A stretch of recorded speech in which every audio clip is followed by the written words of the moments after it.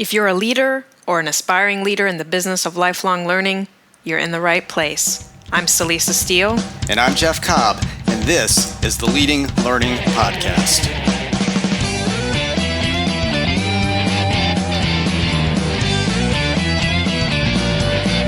Hello and welcome to episode 199 of the Leading Learning Podcast, where we talk with Daniel H. Pink, the author of 6 provocative best-selling books, including, most recently, When, The Scientific Secrets of Perfect Timing.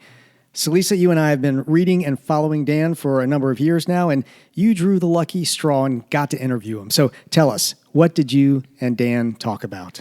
Well, it was great to get to talk with Dan because I have been following him for years through his Pinkcast. So these are these periodic short videos that he puts out that have a science-based tool or tip that help you work smarter or live better.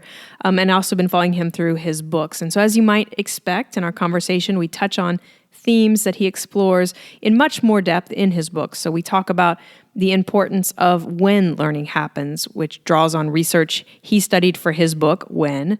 We talk about Motivation 3.0 and learning goals versus performance goals, and he writes about all of that in Drive, the surprising truth about what motivates us. And we talk about the roles of persuasion and marketing and selling, all of those which are, of course, essential for learning businesses. And as he argues in his book, To Sell is Human, they're also fundamentally human activities. We also talk about Dan's Midwestern beginnings, swimming in Japan, and French verb conjugations. Well, I'm particularly interested in hearing about swimming in Japan and French verb conjugations. Definitely sounds like you and Dan covered a lot of ground, and I'll note that we most certainly recommend Dan's books. They plumb topics that have clear application in the realm of learning and running a learning business, and they're well-researched and backed by science, and what's too often missing, they're well-written and interesting, even funny in places. So if you haven't read When or Drive or To Sell is Human and the interview piques your curiosity, we can wholeheartedly recommend you take the time to get the books and read them. Now, without further ado, here's the Dan Pink interview.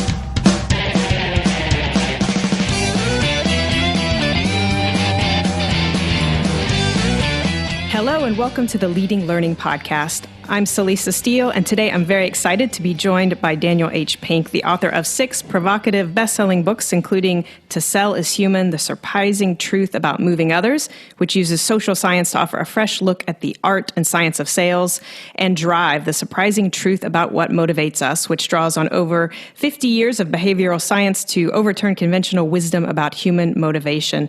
Dan's newest book, When, The Scientific Secrets of Perfect Timing, unlocks scientific secrets to good timing to help us flourish in life. Dan's also the creator of the Pinkcast, a series of short videos that feature science-based tools and tips for working smarter and living better. He's a comic aficionado and a keynote speaker. Dan, welcome to the Leading Learning Podcast. Celisa, thanks for having me. So before we dive in earnest, what beyond my short introduction would you like for listeners to know about your work and your background?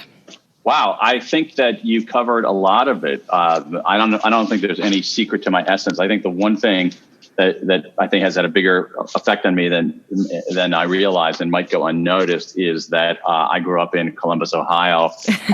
I am a Midwesterner, and my Midwesternness comes out a lot more than I would have ever expected. So if you notice me being especially polite. I was going to say, I could expect a very polite conversation. Then, saying please and thank you at every turn. That's the explanation for it. Well, excellent. Well, then we'll just dive right in. And So in Drive, I know you talk about Motivation 3.0. And so I'm hoping maybe you can briefly recap what that is. And yes, I realize I'm asking you to compress a lot. Sure. That's cool. So a way to think about that is, let me take 3 steps back from that question and let's talk about human motivation. What motivates human beings? And the answer is not a singular thing. It's not anything you can distill into a single sentence, because human beings are a mix of drive. So we have one drive in that we have a biological drive. We can call that motivation 1.0, right? We eat when we're hungry. We drink when we're thirsty. We have sex to satisfy those kinds of urges. So and those biological drives are obviously part of what it is to be human, but it's not all of what it is to be human. So we have another drive too. We do respond reasonably predictably to rewards and punishments in our environment. If every time I come to the office and put on the headphones I'm wearing right now, and the Bose Corporation delivered an electric shock every time I put them on, I would probably stop wearing these headphones, right? Because I'm responding to that punishment. So we respond pretty well to rewards and punishments, and that's another drive. But human beings also have a third drive, and that is, and that's what I think has been neglected in a lot of our thinking in organizations about human beings until very recently, that human beings do things because they like doing them. Human beings do things because it's the right thing to do. Human beings do things because they get better at it, because it's challenging, because it achieves some kind of purpose. And that's part of what it is to be human. And so if we look at all of these drives together, I think what's important is that we have to have a three-dimensional view of human beings. And until relatively recently, organizations were taking only that two-dimensional view of human beings. They're saying, yeah, they're these they got these biological drives, whatever. We're going to have bathrooms and water fountains and whatnot. We can stop at that second drive, because if we just have in our organization the right system of rewards and punishments, people are going to do what we want them to do, the way we want them to do it, and everything is going to be right with the world. And that turns out to be fundamentally untrue.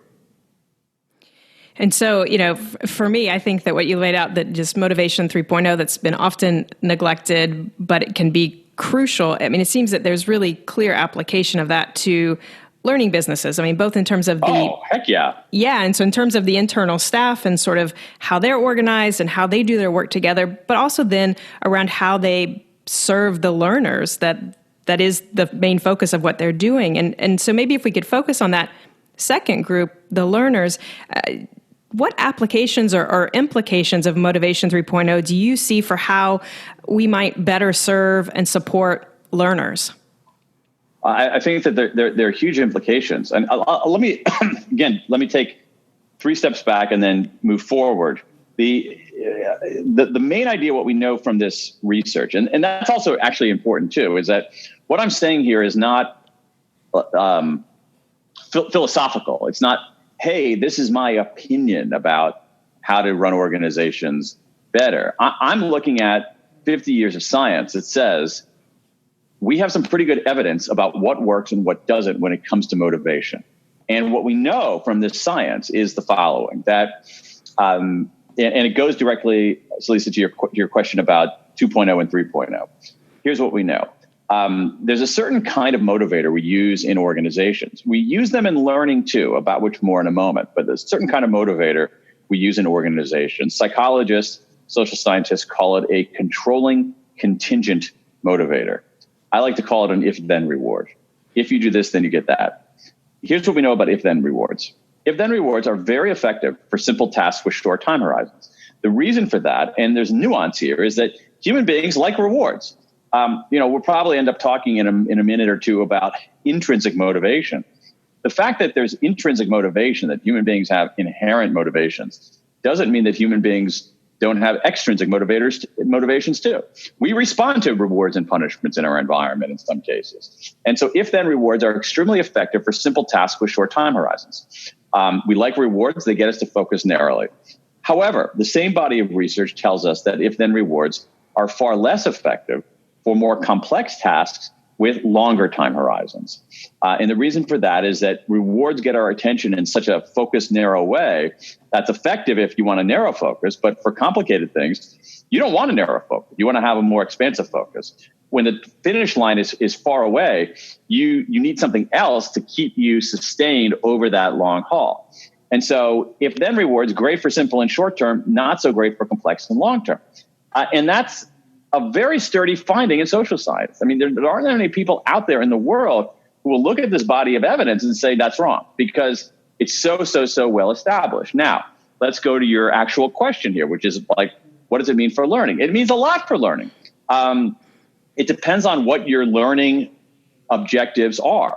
So if you look at, if you you could conceivably say to people, let's say you want them to learn a new safety procedure or something like that. you could pay them. You could say, here's what we're going to do. We're going to give everybody $100 for taking this course and $200 for passing the exam on the safety course. And chances are you would have a lot of people taking the course and a lot of people passing the exam. I don't know, though, whether that would immediately translate into a safer workplace. And that's the key right there. Right. So what you do with those contingent rewards, if you take this course, you get $100. If you pass the test, you get $200. What you get is people narrowly focused on that particular task. You get them focused on the completing that objective. I'm going to get through this course. I'm going to do it any way that I can, and I'm going to pass the test. And there's a lot of evidence out there that is actually that's can be a wrong way to do things. And I'll give you one more point, and then I'll shut up for a second. And that is, it's the difference between what are called learning goals and what are called performance goals. Learning goals and performance goals. So if you think about this, a performance goal is passing the test. Learning goal is, do I know something about safety and can I apply it in my life in the way to make the workplace safer? And our mistake that we make in organizations is that we think that if people have achieved the performance goal, passing the test, then they've achieved the learning goal. And that's not true. It's true sometimes, but it's not true all the time. And this is enormously important. And I can even give you an example in my own life about that. I'll give you a painful example in my own life. Yes, so please. I took about me as a learner. I took French for 6 years in high school and college. I got straight A's in French. I can't speak French. Why? Why can't I speak French? Because I was focused entirely on the performance goal. What do I have to do to get an A on this quiz in French? What do I have to do to get an A on that midterm exam in French? And so I was narrowly focused on that particular performance goal. I'm going to get 100% on that quiz about conjugating irregular verbs, right? But as soon as I got that grade, I hadn't really learned it. I was just basically performing. And I had no idea how to apply it. The learning that I had, such as it was incredibly shallow and not very deep. And so this is the mistake that we make in learning, that we want people actually to learn. And when we focus too much on the performance goals, it can actually inhibit learning. It's very paradoxical. It's hard for us to wrap our minds around. So I like to have, I think one way to help people understand it is to think about their own experiences. And for me, at some level, I didn't fully understand this phenomenon until I started thinking about why I can't speak French. Mm.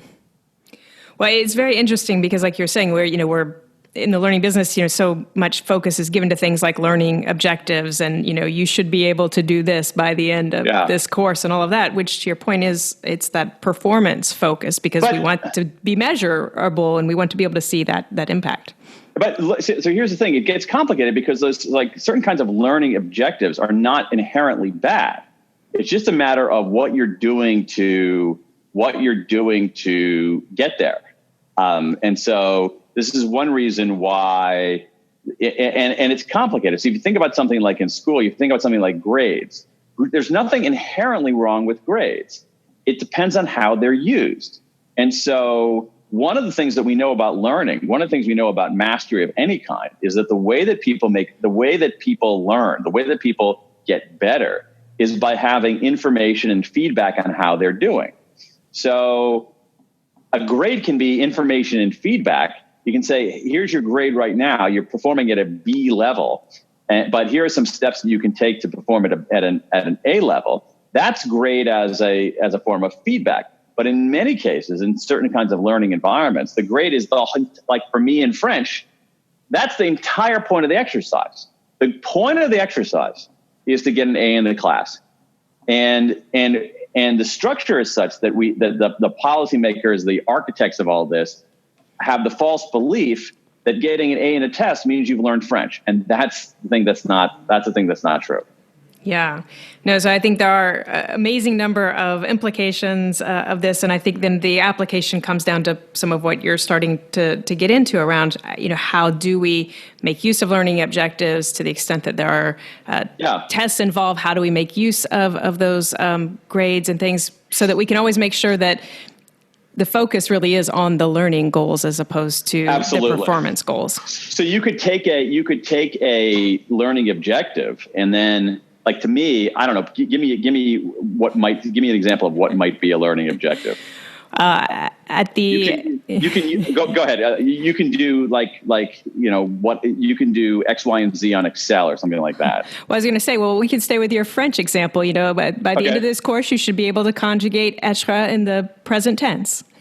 Right. So that's very kind of performance oriented. But what I would do is by the end. But let's stick with the French. Okay. I think that a better performance goal would be as follows.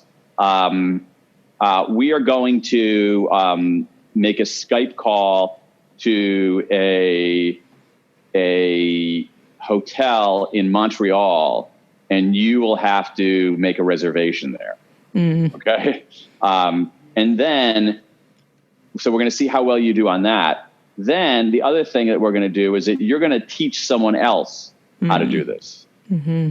Now, to me, that would start getting at learning rather than merely performance. Yes. Because believe me, Celisa, there was a time in my life when if you needed an irregular verb conjugated, I was your man. And you have the A's to prove it. I do. Well, great. So I think motivation is something we've talked about on the podcast in the past, and we'll make sure to link to some of those other episodes, because I think exactly what you're getting at with the focus on performance and also on the extrinsic versus intrinsic foci again there, that's all really important when trying to think about how best to support learners in learning and how best to provide for their engagement in the experience. Yeah.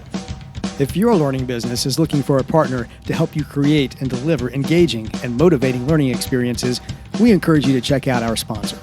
CommPartners helps learning businesses conceive, develop, and fulfill their online education strategy. Their solutions begin with Elevate LMS, an award-winning learning platform that provides a central knowledge community and drives learner engagement. To extend the value of Elevate, CommPartners provides a wide range of online education services, including curriculum design, instructional design, fully managed webinars, webcasts, live stream programs, and virtual conferences. Find out more at leadinglearning.com/CommPartners.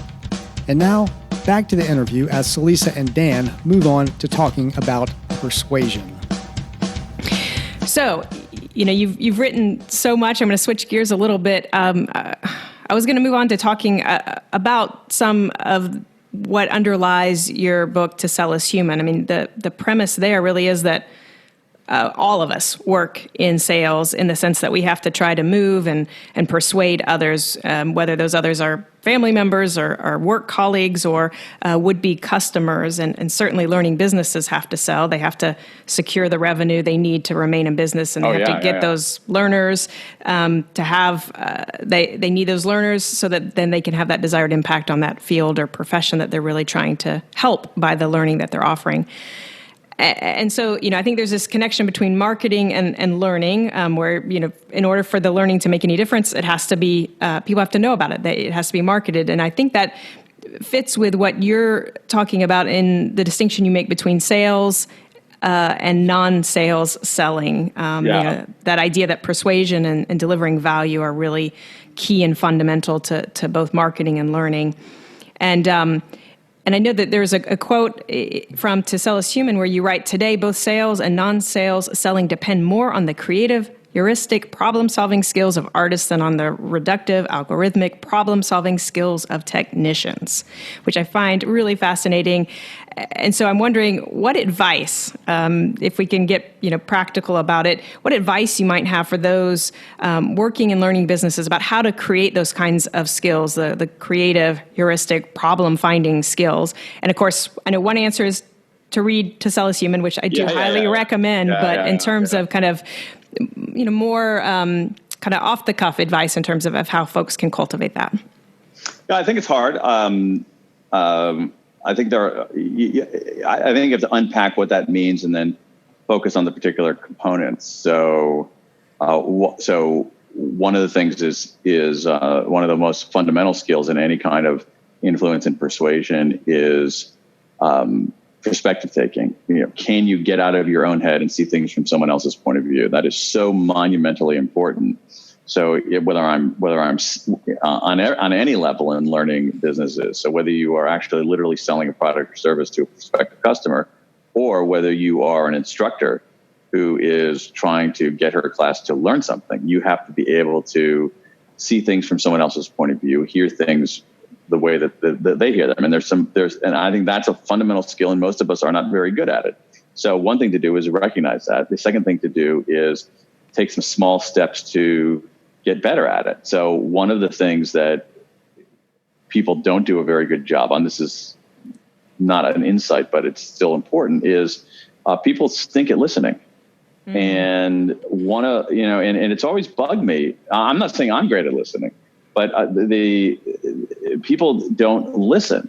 And it's in some ways our school's fault, because we go to school, they teach us how to read, they teach us how to write. They don't say, oh, people inherently know how to read, people inherently know how to write. But they say, oh, we don't need to teach people how to listen because they have ears. And that's just not true. People aren't very good at listening. And so you have to get better at listening. And there's some small things you can do on that. One of them, very simple. I mean, they're such simple things, but they're rarely honored by people. One of them would be to when someone else is talking, don't think about what you are going to say next. Actually listen to what they are saying. And even better, before you respond, pause, make sure it's settled in. And even before you respond, pause, repeat what they said in your own words, and then offer what you're going to say next. If people were to do that, just slow down a little bit, actually listen, pay attention to what people are saying, rather than simply waiting for their turn to talk, which is what happens in most cases. If they actually pay attention and engage and listen, pause before responding, and recapitulate the other person's point of view, or even ask a question about it. Are you saying that X, Y, and Z? I think you get much better at influence and persuasion. I'm taking a pause. Because you understand what the other person is. You understand what the other person is trying to say. And so this is, one of the things, the other aspect of this is that if you look at like sales, if you have a customer or prospect who knows precisely what their problem is, they don't need you very much, right? They can solve their problem on their own. Where you're more valuable is when people don't know what their problem is, or they're wrong about their problem. And that requires the skill of problem solving, but the problem finding. Can you surface latent problems? Can you unearth hidden problems? But the predicate for that is you have to be able to listen. I think it's an excellent point that if we listen more, it's going to be valuable in that moment of persuasion, talking with a potential customer or a learner. And then there's also the fact that it's going to help us understand our market that much better. Any assumptions that we might be making about what our learners need, if we're truly listening, we will either be able to verify that our what we think they need is correct, or we'll come to understand that, oh, actually, this seminar, this workshop, this online course we were thinking of offering really doesn't speak to what we're hearing as a need from learners. Exactly. Okay. So I feel like we're doing sort of a quick tour of some of your best hits here. And so I was going to move on to Win, because I think Win, very much like Drive, which we started out talking about, has a lot to offer lifelong learners and those supporting and providing for those lifelong learners. And so, based on what you learned in researching and writing Win, what recommendations do you have for learning businesses about how they might leverage timing to achieve the best learning results and outcomes? So there's so many things that learning businesses can do. Again, I'm going to take two steps backward and think about what do we really mean by timing, because that is also multifaceted. So part of it is so here once again we go to the research.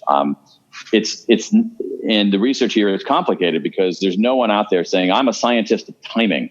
But what you have is you have research being done in maybe 20, 25 different fields that are asking these kinds of questions about timing. So things like, how does our performance, how does our mood change over the course of a day? Yeah, that's actually ends up being really important. How do breaks affect our performance and our learning? How do beginnings affect us? How do midpoints affect us? How do endings affect us of any kind, not beyond the day? How do groups synchronize in time? So all of these yield lessons for learning organizations. At the very beginning, at the unit of the day, there's some really, really important things here. I mean, hugely important for any kind of learning business. And the most important of which is this, that human beings' brain power, our cognitive abilities, do not remain static over the course of the day. They change. And so your brain power is different at different times of day. And the premise for so much of what goes on in organizations, from meetings, it doesn't matter whether we have this meeting at 9:30 or at 2:30. Courses, seminars, we can have this seminar at 4:30 or 11:15. It doesn't really matter. Any kind of meeting, it matters a lot because our brain power doesn't remain static over the course of a day. It changes. And it changes in material way. And once again, there is a mountain of evidence showing this, a mountain. So you look at something like, just a brilliant piece of research headed by Francesca Gino at Harvard, and along with two Danish researchers, they looked at 2 million Danish standardized test scores. So kids in Denmark take standardized tests as they do here in the States. And in Denmark, the students take the tests on computers rather than on number 2 pencil and bubble forms, which many jurisdictions in the US still do. So they take them on computers. But on testing day, the typical Danish school has more students than computers, so everybody can't take the test at the same time. So the students are randomly assigned to take the test at different times a day. And so some take them early, some take them late. The students who take the standardized test in the afternoon score as if they've missed 2 weeks of school. So that's a big deal. Yeah. That to me, that calls into question the validity of, or could call into question the validity of standardized tests as a policymaking tool. I think what worries me more is if schools are going to make decisions about particular students when, oh my gosh, this score is very low. You should be in this kind of program. You should be in this kind of class. When if that student were assigned to had been randomly assigned to take tests in the morning, she might have scored higher. And, you see it in just a whole array of data. Another really important study out of Los Angeles, again, looking at millions and millions of anonymized profiles of Los Angeles elementary school students, showed that students who take math in the morning learn more math, period. They have higher test scores, period, than students who take math in the afternoon. And so for any kind of the point of all this is that there is a mountain range, not even a single mountain, a mountain range of evidence showing that brain power changes over the course of a day. And so if you're in a learning business, you're doing a seminar, you're doing a training like in person, the time of day makes a huge difference. It's not simply a logistical issue. And that's just like one example of how the science of timing can affect what happens in learning organizations. Yeah, I think that's fascinating, and a point that you make throughout, when should be given sort of as much weight as what. And I think, learning businesses, we tend to focus on, what are we teaching and, what are those learning objectives or those performance goals that we have for it. And we tend to talk very little around when, other than, as you said, for it to just be a logistical choice. We have this slot or this slot, where do we put it? Totally. You're right. And I'm not saying that the when question is more important than the what. It's not more important, but I think it can be as important. Right. And I would even see you and raise you, like, a lot of what we know about learning, going back to some of the motivation point, is the why question matters too. We often don't, so if you have, you see it in school where, kids come home and they say to their parents, why do I need to be doing this homework? And the parents say, just be quiet and do your homework, because they don't have a good answer for that. And so, why am I going to this safety class? Why am I going to this 2-day seminar on how to use this piece of software? Why does it matter? Answering that question is also important. So we're at the juncture of, so if you get the why correct, you have people who are be more motivated learners. If you get the when correct, you're going to have their brains functioning better. And again, these are all strategic questions. They're not simply, logistical questions. If you're looking for help in figuring out the why, the what, or the when for your learning business, we suggest you check out our sponsor. Authentic Learning Labs is an e-learning company that offers products and services to help improve your current investments in education. One key product is Authentic Analytics, a dedicated suite of visualization reports to help analyze and predict the performance of education programs. Organizations use Authentic Analytics to easily scan through volumes of data and intuitive visuals, chart performance trends, and quickly spot opportunities, issues, and potential future needs. Find out more at leadinglearning.com/authentic. And now, back to the interview as Celisa asks Dan about what might be coming in the future for humans and for how we learn. So I've been asking you, questions about lifelong learning because that's, who our listeners are. That's what they live and breathe. I know it isn't your primary domain, but obviously you're an observer, a thinker, a lifelong learner yourself.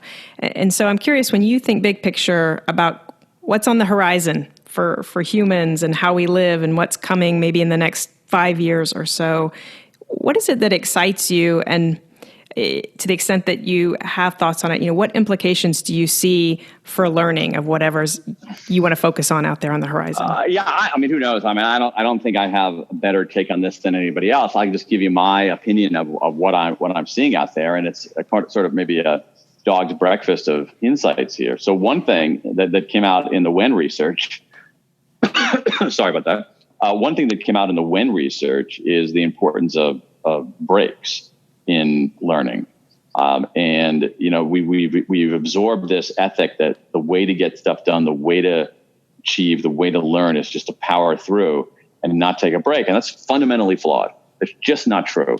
There's this whole massive evidence showing that breaks are part of our learning. And I think the same thing is true. I think we're having a re-reckoning in this country, especially with sleep and the importance of sleep, not only in well-being in general, but in learning per se.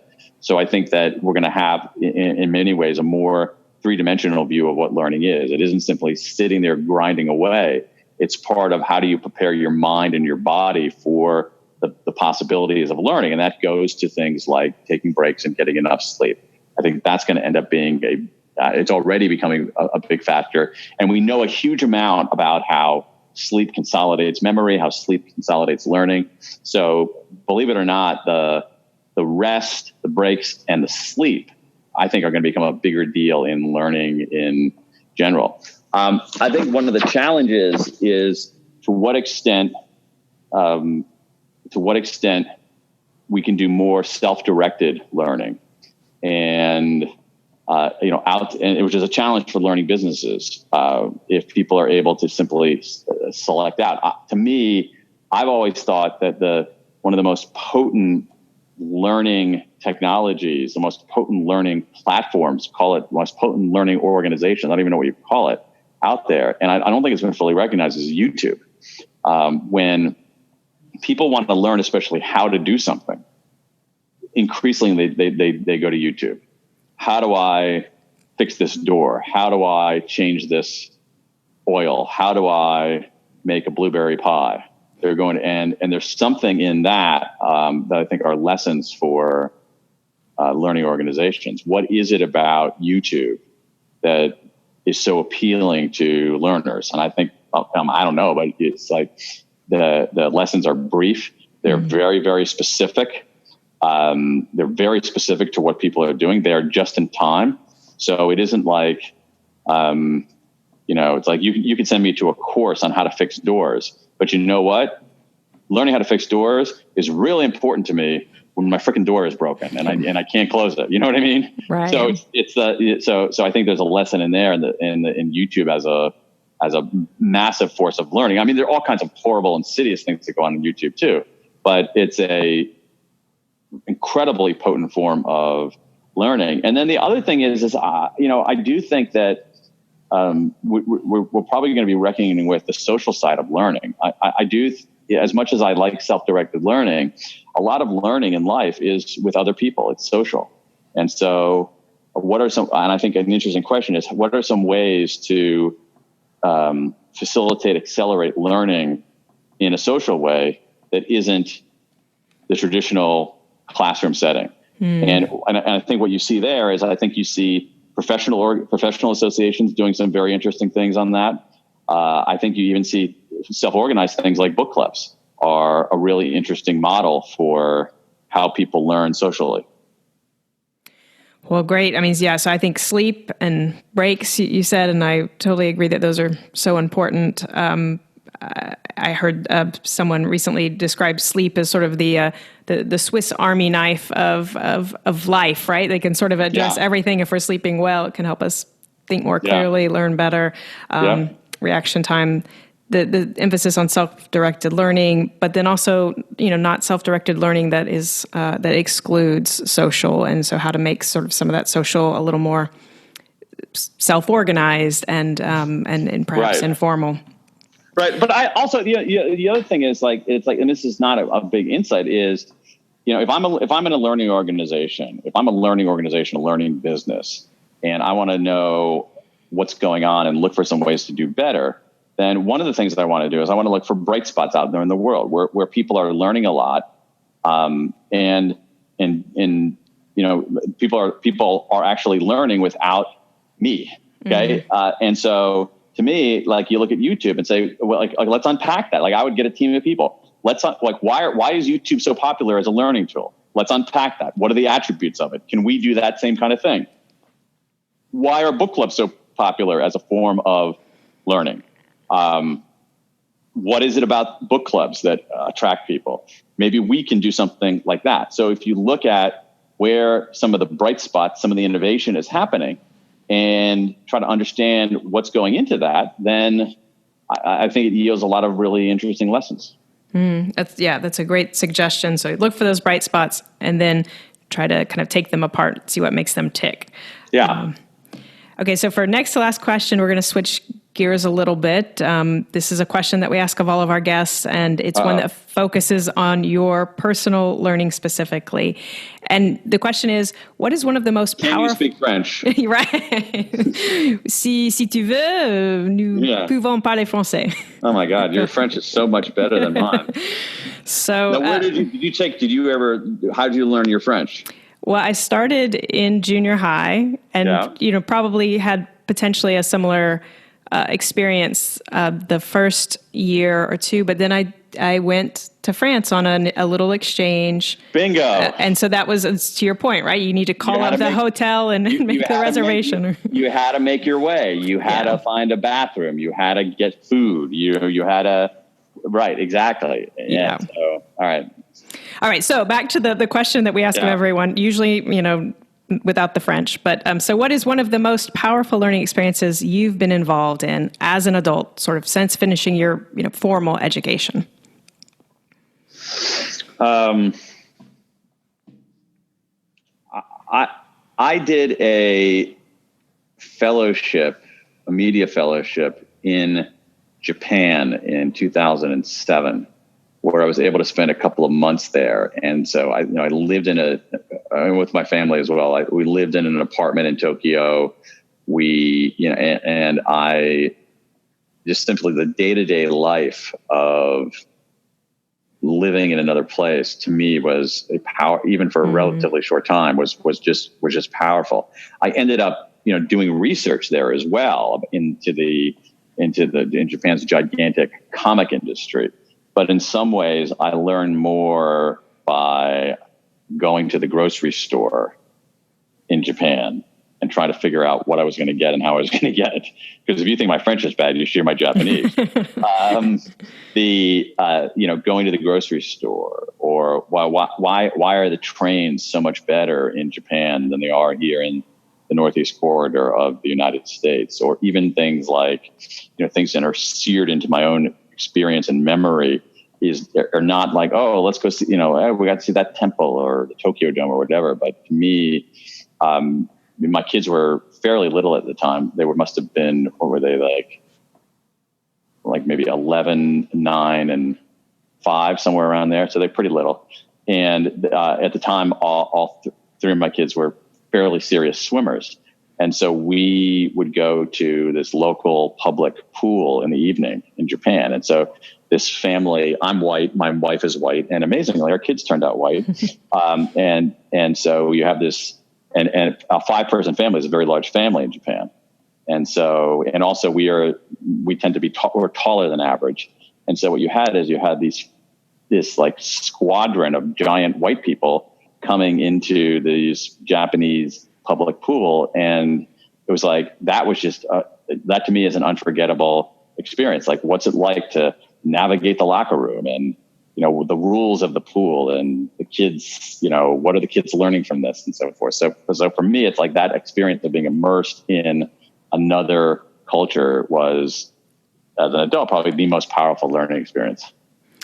No, that also matches up with some of my experience. I think just, travel, and especially if it's something like what you're describing where you're staying in a place for a while for that immersion. Exactly. It's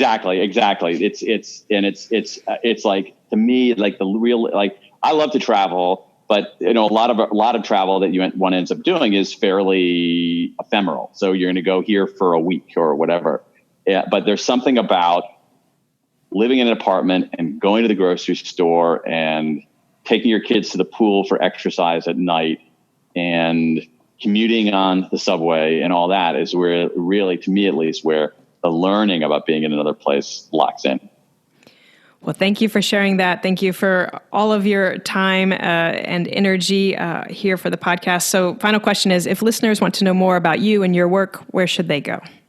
They can go to my website, which is danpink, DANPINK.com. And I got a bunch of resources there. I've got an email newsletter and the Pinkcast that you so generously mentioned earlier, information on all the books, all kinds of groovy stuff. Great. Well, I do recommend that folks visit danpink.com. And Dan, thank you again for making time for Leading Learning. My pleasure. Thanks for having me. That concludes the interview with Dan Pink. To get show notes, go to leadinglearning.com/episode 199. When you check out the show notes, you're going to see various options for subscribing to the podcast. And if you're getting value out of what you hear, we would be truly grateful if you would subscribe, as that gives us some insight into the impact of what we're doing with the podcast. And we'd also be grateful if you take just a minute to give us a rating on Apple Podcast. Just go to leadinglearning.com/Apple. Celisa and I personally appreciate your rating and review, but even more importantly, reviews and ratings play a big role in helping the podcast show up when people search for content on leading a learning business, and you know that they are out there searching for that. And we'd be grateful if you would check out our sponsors for this quarter. Find out more about Authentic Learning Labs at leadinglearning.com/authentic, and find out what ComPartners has to offer at leadinglearning.com/ComPartners. And finally, tell others about the podcast. You can send out a tweet very easily by going to leadinglearning.com/share.